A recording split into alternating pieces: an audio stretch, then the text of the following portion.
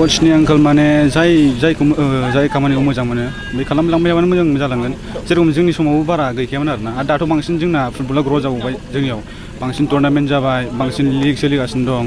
थ' बेयाव गासिबो मोजाङै खालामनो नाजाबानो जाबाय गासिबो ओरैनो फाननि थाखाय गेलेना आरो जोंना ओरैनो फाननि थाखाय गेलेयोना बिदि साननानै गेलेना आरो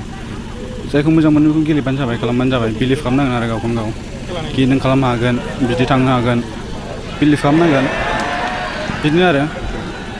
जास्ट वार्क खालामबाय थानांगोन हार्ड वार्क नाथाय माखासे स्किलफोरा माने गावनि हारसिंनिफ्रायबो दङ नाथाय माखासे स्किलखौ जों सोलोंनो गोनां जायो माने जुदि गोजौ थाखोनि कच मोनोब्ला मोजां जायो होननानै सानो स्किल्स माने टेलेन्टखौनो बुंनो टेलेन्टआथ' नों मा टेलेन्टआथ' जेबो नङा नों टेलेन्टआथ' बेसिबां गोबाव जोरनो नोंलाय नों वार्कखौनो खालामबा वार्क खालामनांगोन टेलेन्टआथ' मिथिखायो नों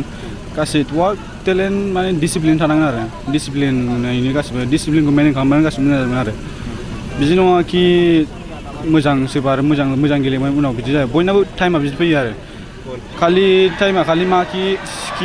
गाव वार्क खालामबाय थानांगोन डिसिप्लिन थानांगोन बेनो आरो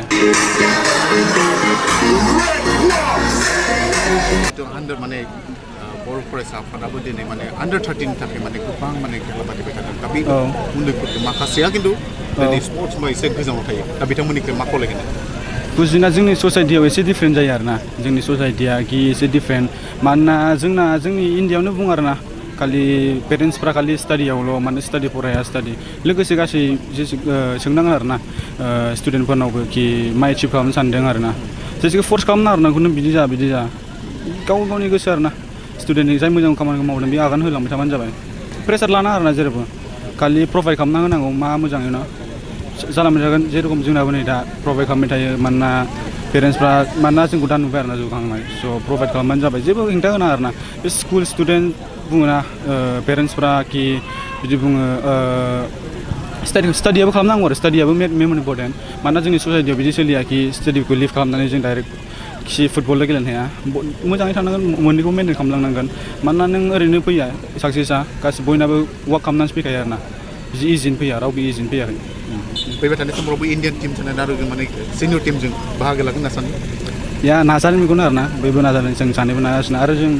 सानैबो नाजागासिनो आरो बयबो नाजागोन जोंखौ नुनानै कि आरो इन्सपायार जाबाय जोंबो इन्सपायार जादों मालायखौ माखासेफोरखौ नुनानैबो जोंबो इन्सपायार जादों आरोना बिदि नङा कि जों बिदिनो जालांदों आरो बिदि नङा कि जोंबो इन्सपायार जादों दस्रानिफ्राय आरो जोंबो नाजालांबाय थादों आरो सानो कि दस्रायाबो नाजालांबाय थागोन बिदिनो उदालगुरि बे आंनि फार्स्ट टाइम उदालगुरियाव फैनाय आरो मोजाङानो आरो उदालगुरिया फेन्सफ्राबो मोजां मानसिफ्रा फुटबल नायनो फैयो लेयार बेनो आरो मोजां आरो बिदिनो सापर्ट लांबाय था जादा बाहेरानिफ्राय बारा बुंनो आरोना बयबो सापर्ट खालामना मोजां गाज्रिया बयबो थाङो फुटबल गासिबो बयबो एखे जानो हाया मिथिखायो नों बयबोनाबो सेम टेलेन्ट जाया आरो बयखौबो सापर्ट खालामनांगौ जेबो नङा कि बे मोजां गेलेयाखै दिनै बे मोजां गेलेयाखै बिदि नङा बयखौबो सापर्ट खालामनांगौ आरो मोजां आरो जों बर' नालाय बर'जों बयबो अनलायना थानांगौ आरो